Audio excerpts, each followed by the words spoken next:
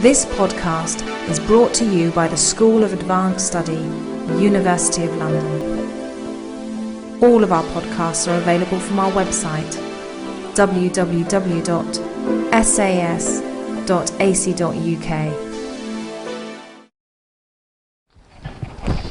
Well, thank you very much for the invitation to join you here in this wonderful conference, and thank you for your introducing words. I mean, I'm very enchanté to be here, but I'm also a bit embarrassed because I will not give a distinguished lecture. It's rather, having seen all these scrabbled notes of Warburg and Benjamin the last days, I was doing it something like myself, and I have not this wonderfully constructed paper you have until now presented. If you speak about huge spaces, I would touch, I must say, it's a very small space in comparison to what we have heard now, because we a little bit descend from heaven, even if we turn to heaven very soon, having done interplanetary research until now, the last lectures.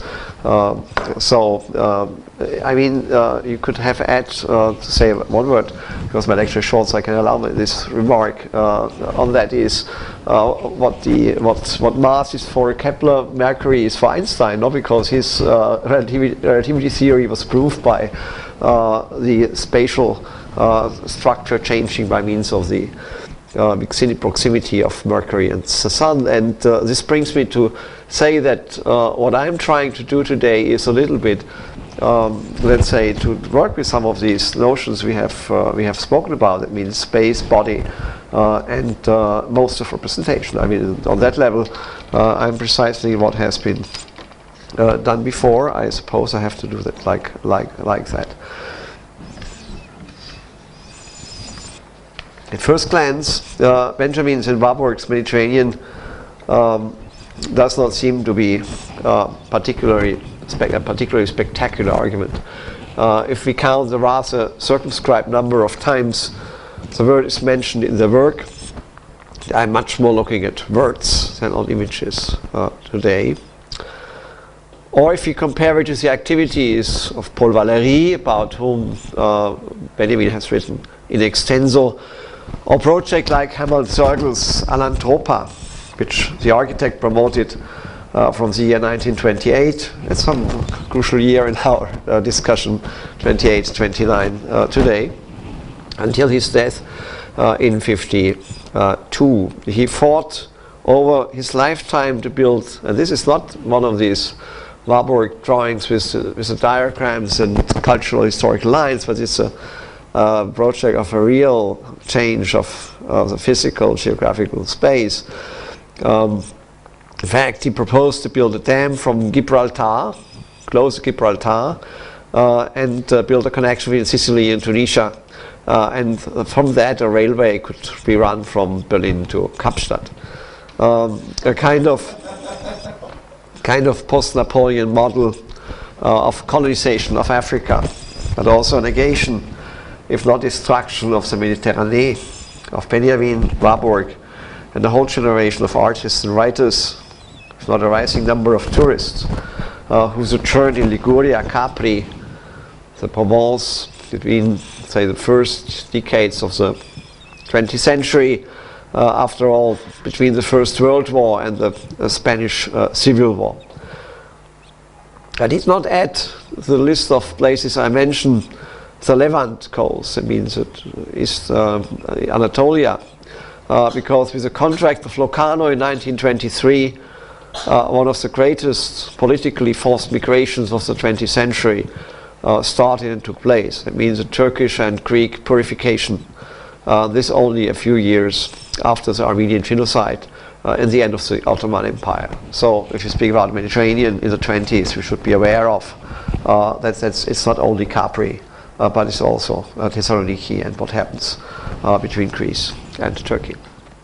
Untouched from these events, Walter Benjamin from 1924 started to spend long months in Italy, Ibiza, and southern France. But in fact, the word Mediterranean in his writing hardly appears.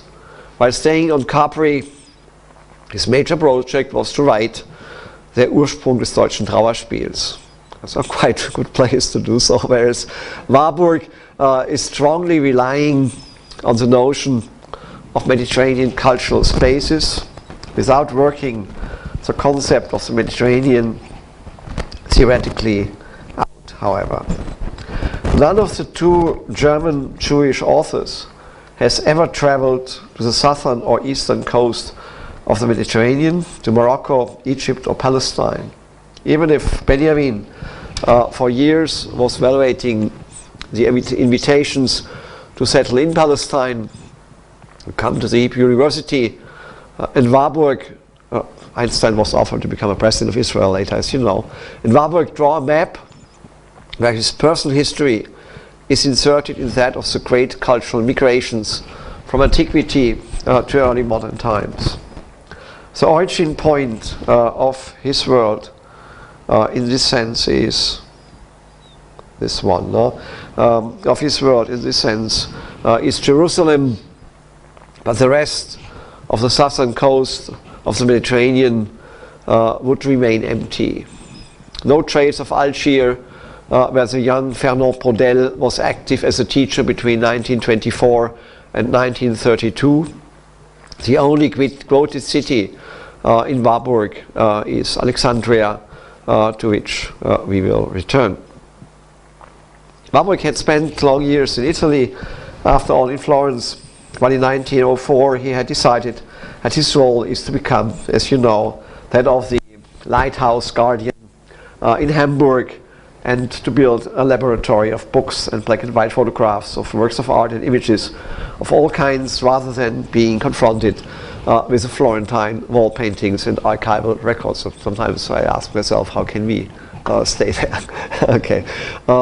It is in his late travel to Italy, where he was working on the introduction and formulation of the Mnemosyne Atlas. One of the versions is written in Naples in the early summer of 1929. And his diary is full of aphoristic remarks, a literary form also favored by Benjamin, where we find this kind of notions of Mediterranean, let's say, interactions starting in the 1910s, to which I will shortly speak about. Now, in Warburg, the Mediterranean is an intermediary space between the Orient and the North. What I'm doing, I find very difficult to work out a lecture with two of the most complex German writing authors of the 20th century in English translation. So what I do, I give you the German wording here and go through a series of quotations, which I give always in German and in English. But I start just for a moment with the German one, and then I shift into English again. Wodurch wir, das heißt von 1927, just to get into that point of the Mediterranean as a space between the Orient and the North. Wodurch wir, mein getreuer Freund, Helfer Dr. Sachs und ich, eine Wissenschaft der bildlichen Orientierung schaffen konnten, die uns berechtigte, von einer neuen kulturwissenschaftlichen Kunstgeschichte zu sprechen, die weder zeitliche noch räumliche Grenzen kennen darf. It may not have any spatial or temporal limits or borders. Wenn wir auch nur zeitlich von etwa 2000 vor Christus bis 1650 nach Christus gehen, if we only go from 2000 before Christ until the year 1650, und räumlich geografisch betrachtet uns auf die Ausstrahlung des Mittelmeers beschränkten. Wobei wir freilich von Khorasan, also Afghan border today, to England and from Egypt to Norway have to investigate the territories, the terror. Even if Warburg is not concerned with the contemporary migrations, I spoke about that before, which constructed a borderline between the Islamic, even if westernized, Asia Minor and the Greek Orthodox Greece, relying on a classical and Byzantine tradition, self-inventing this nation. In that time, this region plays a crucial role as a critical zone where the great historical transmissions took place in Warburg's eyes, and not only his. In Warburg, East-West movement is complementary to South-North and understood as conceptual notions in the dialectics of magic versus reason. Both can be thought as back and forth pendulum. All these are very known points. I just want to geographize them, show the spaces which are implied in the thinking of Warburg. I don't need to work this out in detail here, obviously. We could follow it all the way along, not walking on the earth, but turning again, looking at the sky, the fixed stars in this case, and the planets obviously too, in a long series of quotations along a reading along Warburg's reading of Boll and his interpretation of the astronomical or astrological cycle of the Palazzo Schifanoia. I will go through quickly go through a number of quotations, starting from 1902, then 1912-13, the Schifanoia moment, so to speak, and what comes then on in the 1920s. I don't want to read that all, but just quickly look. Here in this quotation, very famous quotation from the Bild ist Kunst in Florentina Bürgertum. You have not a concept of a Mediterranean, but you have a concept of the Tuscans. That means of an archaic, local, ethnic and cultural community to which the actual Florentines would refer or be, how to say in a longue durée, still bound in a certain way, negotiating, let's say, magic and an energetic power of images, im milderen Licht, so to speak. But from there I come to the 1912 and 13 models, which are, I skip this, which come into this model of the Wanderung, not only Bildwanderung, but also migrations of ideas. For example, the complicated and fantastic symbolism of these figures, speaking of Schifanoia, has hitherto resisted all attempts of interpretation.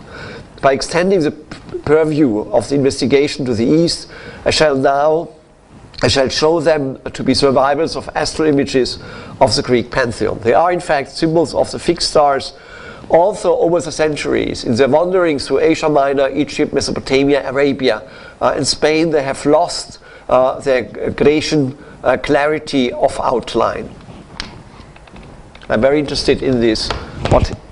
How Warburg considers the in-between space and time between, let's say, Athens and Florence or Ferrara in this case. This is one of the classical quotes on the on this in-between, how the genius of Italy and the genius of present Italy is also aware of, had its roots in a shared determination to strip the humanistic heritage of Greece of all its accretions of traditional practice, whether medieval, oriental or Latin. It was by that desire to restore the ancient world that's a good European, obviously as good European is Nietzsche, no? The gute Europäer began his battle for enlightenment in that age of internationally migrating images that we a shade too mystically call the age of Renaissance. I don't want to read that all, but you have here again this concept of losing clarity over the centuries by wandering through Asia Minor, Egypt, Mesopotamia, Arabia and Spain. And I have already shown this before. Or referring also to India, so only the last phrase of this quotation. You can read the English, I read for once the German one. Es gibt eine Nachprüfung der indischen Dekane das nicht mehr überraschende Resultat, das wirklich indisches Beiwerk ursprünglich echt griechische Gestirnsymbole überwuchert hat. To what extent can the stylistic shift in the representations of human beings in Italian art be regarded as part of an international process of dialectical engagement with the surviving imagery of Eastern Mediterranean pagan culture? The problems will be taken out after my running through this. This is then the concept, obviously, of antique prophecy and words and images in Age of Luther, how then the east to west migration is complemented by an south to north migration in the next moment. And within that, there is always the complicated issue of Alexandria. What is Alexandria in Warburg? Is it a Hellenistic place or is it an Islamic place? And it's one for a time this, one for a time the other. This is not completely clear. This was the age of Faust, in which the modern scientist, caught between magic practice and cosmic mathematics, was trying to insert the conceptual space of rationality between himself and the object. Interesting that the word object appears. I will speak about the absence of the notion of object in Warburg at the end of my lecture, and say that in Benjamin this is one of the basic notions, ist das Ding. Well, Athens has constantly to be won back again from Alexandria. And then from this, the, let's say, ethical and formative function of the KBW, exactly that many further milestones, still incompletely defined migration route. Zykizus, Alexandria, Oxene, Magda, Toledo, Rome, Ferrara, Padua, Augsburg, Erfurt, Wittenberg, Goslar, Lüneburg, Hamburg may yet be unearthed, so that European civilization will emerge with ever-growing clarity as a product of a dialectic, etc. You are fully aware of this step from the cultic practice with mathematical contemplation, and, as he says, back again. I will finish my reading through some of the passages of Warburg with an untranslated text, which I will only shortly read, where you have this concept now not of the clarity of Athens, but of an earlier stage, which is the Tiasos, the Dionysic Orient, which is not the unclarification of the Greek clarity in a post-classical time, but a pre-classical Oriental moment, which is mörderischer Taumel und alle mimischen Aktionen, wie sie im diasosischen Kult gehen, laufen, tanzen, greifen, bringen, tragen lassen, etc. etc. Thought I've gone back.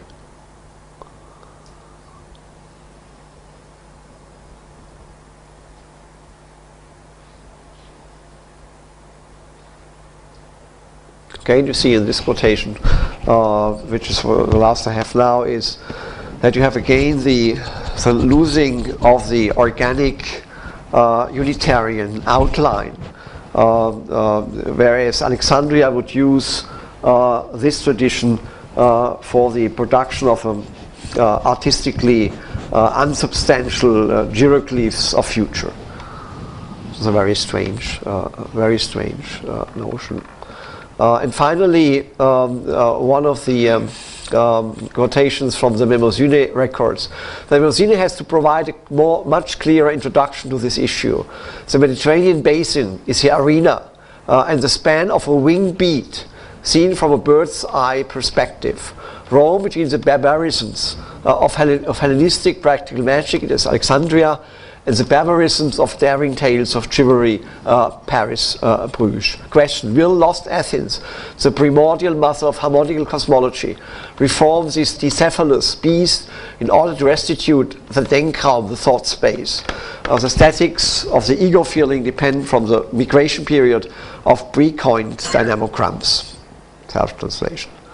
Well, so far, looking through Warburg's mentioning of the Mediterranean, it is clear that, looking in an undialectical way, Warburg is not a Mediterraneanist, but a Europeanist. The Mediterranean is a historical laboratory for the formation of Europe, with the poles of Athens and Alexandria, and finally Florence. But what Alexandria is remains unclear. And Hellenistic, I anticipated that already, Hellenistic fallback in magical thinking and clarifying the Athenian Perseus, or an Oriental Arab magic. The migrations to which Warburg is referring in his work on the astrological tradition are not pre-classical but post-classical, involving Alexandria, Baghdad, India, Spain, and then Padua in Italy, with a necessary dose of magic, but also shelling, the stripping out of the original Greek purity. But this is only half part of the story, for there is another model of origin, which is again Oriental. The primordial Dionysian world of phobic demonic powers as the Diasos and the Menads. How Athens is born out of this and how Alexandria relates to it afterwards remains unclear. If not by a metamorphosis of this model into a transhistorical or even ahistorical and ever-present dynamics or tension within Warburg's psychological drama of image and memory, collective as well as individual. To cut a long story short, I want to restate. Europe is born, in Warburg's eyes, Europe is born from the Mediterranean. All the Mediterranean is the intermediary space between the Orient and Europe, participating in both, and thus it becomes a metaphorical space, if you want, for the permanent struggle Warburg so often refers to. In a certain way, his rhetoric is sometimes a little bit Pyrenean, so very negative on the let's say Oriental side, but on the other hand, by bringing that in, he is open to the historical, no, that's not the right thing now, so the historical dialectics and dynamics and suggests and promotes research in Oriental studies and in Islamic studies, even if sometimes really speaking very negatively about, let's say, what he reassumes metonymically in the city name Alexandria. Italy is obviously crucial in his participation in the Mediterranean tradition. On the one hand, and as, allow me, the Schauplatz, the stage of the rise of humanism in the shelling of antiquity. Understand the intertwining of his notes in the 28-29 travel to Italy, 9 months with Gertrud Bing, as you know.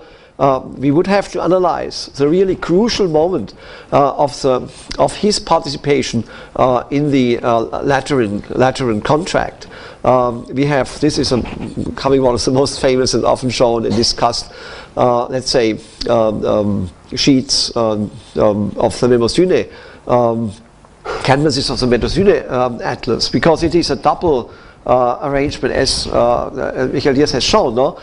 It's a double composition of images. It critically inserts an already composed structure of images, and it does itself as a kind of compositional structure in combining a variety of pictures, if you allow me the word picture in this case. And but what happens, I would have done another lecture on that point. Just give me only a minute to say that. What is the point? How he reads his von Karin Michel's published diary of their travel, how he escaped the hotel, he went there even if Bing was against, and then he sees something, but he sees not much, even if he has a binocular. But then he went to the cinema.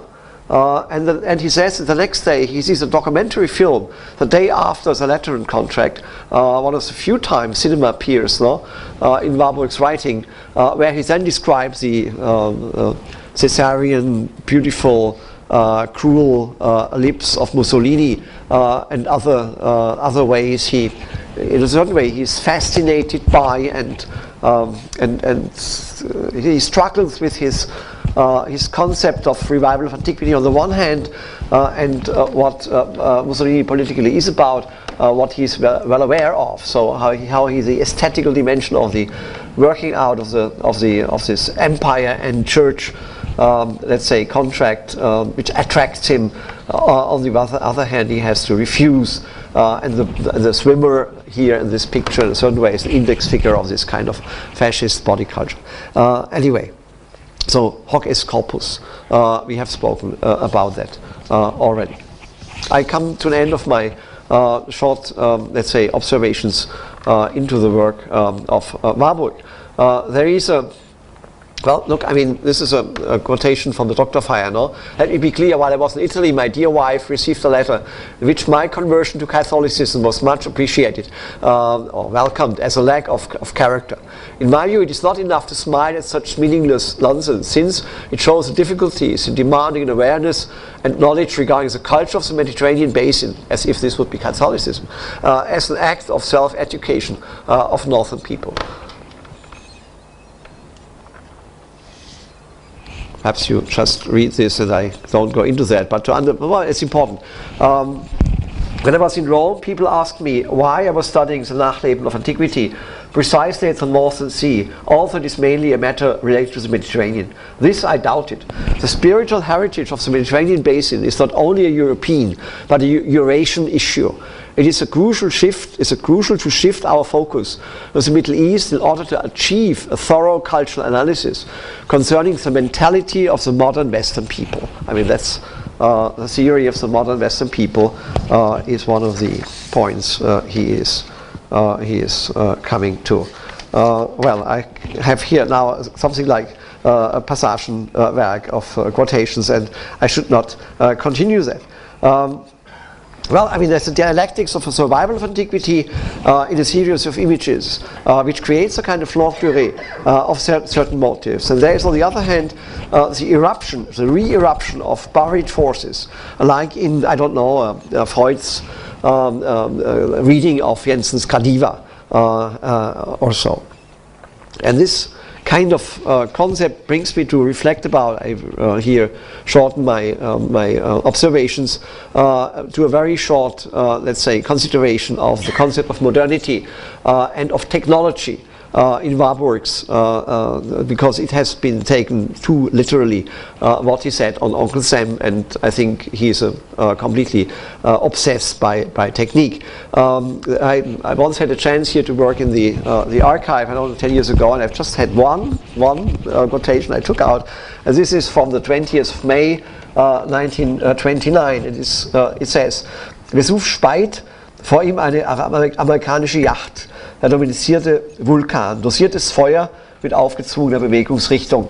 That means exactly that despite the famous quotation about Uncle Sam, by means of this Augenblicksverknüpfung of electricity and the telegraph, Warburg rather likes cars, motor yachts, telephones, cable post.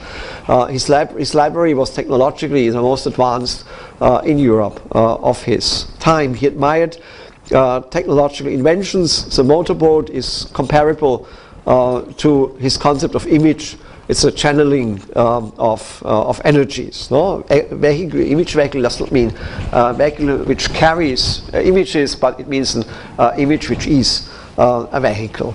Well, so the Mediterranean world, a world of archaic energies and cultural achievements which form the basis of Europe, seen from the guardian of the lighthouse in Hamburg, a disciple of illumination, aware of the dialectics of illumination.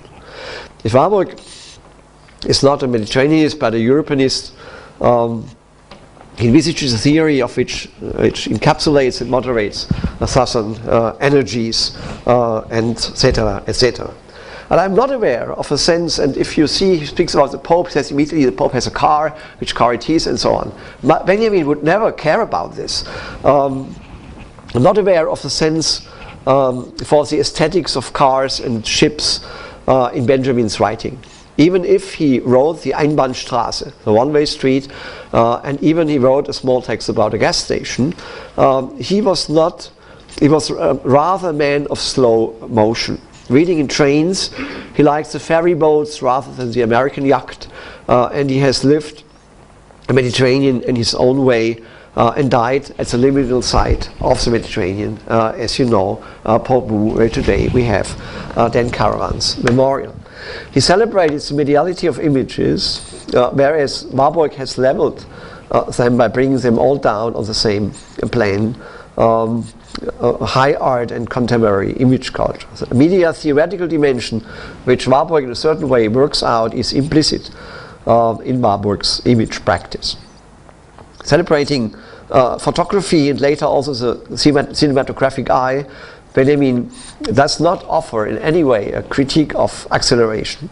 He is a coffee house intellectual who anatomizes the world on the marble slab of the table in the mirror space of the bistro. That is his Denkraum der Besonnenheit. But remember that he did not start his nomad existence, first voluntary and later forced, in Paris, but he started it in Capri, where he formulates the principle of origin, not as an arche, a starting point in time, but a vortex in time. The Trauerspiel is written between the vineyards of Capri and the conversations with Asia Lazis. At the same time, he becomes an observer in what Lauders has called mobile visuality, mostly by walking, but not the Schiebelbus railway aesthetics, mostly by walking and looking to the sea. It leads him from the vineyards of Capri to the urban social texture of Naples, and he wrote the Denkbild. If Warburg has a Denkraum, Benjamin has the Denkbild, no? The thought space and the thought image. A city which is, the city pictures of Benjamin are certainly, in my eyes, the highest literary, let's say, works he has written. A city he celebrates for its porosity. Italy itself is an image space in which history and presence intertwine. As Law says, immediacy as an intense visual spectacle in various temporalities. History as a moving constellation of images. And we remember the famous phrase of Benjamin from his Thesen zur Geschichte, that history decays into images and not into stories. And this creates within the Mediterranean space an interesting dialectics between a hypermodernity and a hyper-historical site where there is always the eruption of history or presence of history in the urban spaces or in the countrysides. He's not only obsessed by the urban spaces, but also by the countryside, and after all by the beach and the sea. And in writing, Benjamin tries to be something like photography. What he does with his text is a kind of photographic literature. Benjamin elaborates the specific poetics of writing by means of thought images, iconic texts, written for newspapers, small pieces, fragmented discourses, highlighting details of a multifaceted liminal space, according to the optic unconscious, a concept which he has formulated in the Small History of Photography, written in 1931, and this became text. So where the optic unconscious is not, and this Sigrid Weigel has well shown, not something like a prosthetic function, allowing you to look in more detail, but unveiling, so to speak, a hidden side of the visual world, which then interacts with the psychic unconscious, collective or individual. In Benjamin, there is no orient, not even a broad view of the Mediterranean space. But perhaps he's a localist, if you want. But perhaps in this localism, there is a Mediterranean. Even if not an awareness or an outspoken awareness of the colonial agenda of that time. No general argument about antiquity and broad geographical spaces. It is a perspective of the flaneur in nature or of in-between spaces. Places like Nice, where his ex-wife had opened a hostel, or Marseille. Remember the text consuming in Marseille. I mean, my Benjamin is a Benjamin of these small texts. I have always read him as a poet or as a writer who writes literary texts, and I try to come to his concept of image by reading a text like Fresh Figs and not the Kunstwerk, which has been read too much, perhaps. So the localism he celebrates is a localism between an ecstatic experience and the hyper-clarity of Mediterranean space is seen in a kind of Nietzschean concept of light of großer Mittag, so to speak. Remember that Marseille was a site where he really celebrates the dirtiness of the city, but on the other hand has a feeling for the hyperclarity of the light. Exactly what happens at the same time with Le Corbusier and the modernity of the Mediterranean, of the Siam, and later the Unité d'Habitation was constructed in Marseille, destroyed in the war, according to the Charter of Athens. And this is not a chance. Okay, I have to come to an end and try to find it in a certain way, because here my discourse drops into a different direction. Benjamin passes from elitist tourism to exile, and the island which stands for this is Ibiza, because in 1932 he goes to Ibiza as a tourist, so to speak, and stays there for a couple of months. In 1933 he turns there as being in exile, and he developed a kind of nomadic thinking. This is not a theory of transcultural interaction. You will not find it neither in Warburg nor in Benjamin. This is not, we should not predate what some people today, and myself sometimes, are doing. But he is rather a collector traveler who studies dimensions of displacement of things, and in a certain way also of images. So Warburg was rather devoted to a generalized transmission model with a very few concrete points of reference, even if not in an interest in the dynamics of the transmission itself, how the vehicle really worked out. Whereas Warburg celebrates history as Anschauung, given the porous character of labels, the transformation of history in commodification, exploring the liminal spaces between dreaming and being awake, the projection of psychic states into the landscape. After all, obsessed by light, Méditerranée, as I've already said it, between history and modernity. Longue durée in Benjamin consists in the rural sphere. It consists in the fact that the peasants in Ibiza know all the names of the 17 different types of figs you will find on the island. He's obsessed by naming, obviously, because this is part of his, let's say, les mots et les choses, a combination of words and things. And by combining words and things, he transfers them into an image space, so to speak. So Benjamin is well aware of the eruption of industrialization and, after all, tourism in these Mediterranean sites, but he celebrates let's say, the nearly untouched rural sphere as a longue durée. Whereas Warburg's longue durée consists in the enchromatic images and the permanent struggle for the thing space.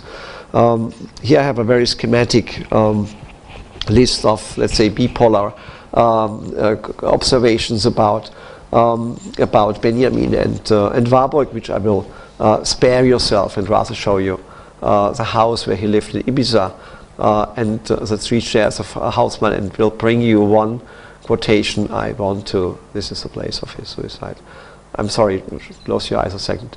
To a short text which I think very, very well brings out this concept I was speaking about. This is called Short Shadows, written in 1929, the year of our day. Towards noon, shadows are no more than the sharp black edges at the feet of things, preparing to retreat silently unnoticed into their burrow, into their secret. Then, in its compressed, covering fullness, comes the hour of Zarathustra, the thinker in the noon of life, in the summer garden. For it is knowledge that gives objects their sharpest outline, like the sun at its zenith. It's a fabulous text which gives a whole, let's say, meta-theory of aura, if you want, and its and even its destruction into this kind of Nietzschean mystics, which then turns into a concept of science or of erkenntnis, of what is knowledgeable. Well, let me come to a short conclusion. What I was thinking about here, and I can just say it in a few words is the question, what is the relation of Benjamin and Warburg, not only to images, but to images and objects, or Dinge, use the German Heideggerian word, which is a text which is nearly of the same time as you know, or the Geisterutopie of Ernst Bloch. We should bring other people in this bipolar structure, obviously. And then you will note that in Warburg you will rather not find the word thing at all, or even object at all. You will find it only in a very few remarks in the preparing text for the Kreuzlingen lecture. I'm in time? 2 minutes? Yeah, okay, 3-4 minutes more I've done. Okay, you will find there that he's saying a very strange phrase. He's saying the tragedy of mankind starts by eating an apple and holding the hoe in his hand. Not so much because he refers to paradise and the fall, but rather because of the how to say, phobic interaction of man and nature, or man and the outside world. That means by taking an object into your own body, by an embodiment, that is the apple, and by handling an object which is inanimate, but therefore it becomes, how to say, besetzt, yeah, in a Freudian sense, as a phobic object. By this kind of let's say, taboo regarding things and objects in Warburg is, so to speak, substituted or permanently negotiated by this intermediary, let's say, work of culture, which is not word but image. No, so the image theory of Warburg is very much put into this kind of Verdrängung, remotion of objects in a certain way. Whereas Benjamin, we cannot understand his big activities for the Passagenwerk, which I meant this morning, the Passagenwerk, not writing about Passagen, but the way he elaborates a new literary method which is adequate to speak about the submarine space of Paris, because from the Mediterranean, let's say, littoral, he comes to the Littorano. He comes then to Paris and discovers Paris as a submarine space. He moves always underwater, if you want, and there you find a world which is rather a collection. So it's not, so to speak, single objects. You put yourself into a kind of order as in the Mnemosyne project, but rather you find already constellations of objects, images, and whatever you want in the antiquarian shops in Moscow, in Paris, in the big cities. So here is already confronted with wild conglomerations of things where he has to, we find it in Balzac already, no, in the 19th century literature, which he engages and which he brings him to try to develop a new system of order, a new order which then comes as a parallel project, if you want. There he meets with Warburg, who also is obsessed with a kind of bringing things into or bringing images into a kind of structural order, which is historically telling, and also going into a kind of European identity, if you want. Benjamin is not at all, let's say, a Europeanist. He is perhaps even more Mediterraneanist in the sense of this heterogeneous open space, which is always negotiating between an underwater and a littoral space. In this sense, I would work out, I've not done it yet, but I would like to work out a little bit more the image-object dialectics in Benjamin and Warburg, and coming from there again to their method. In case of Benjamin, just to conclude, it would be the way of writing. That means on the one hand studying the texture of reality, on the other to develop a strongly iconic dimension of text. This is a fully iconic writing, where Warburg studies the migration of images. Benjamin is a historian of displaced things becoming then iconic spaces.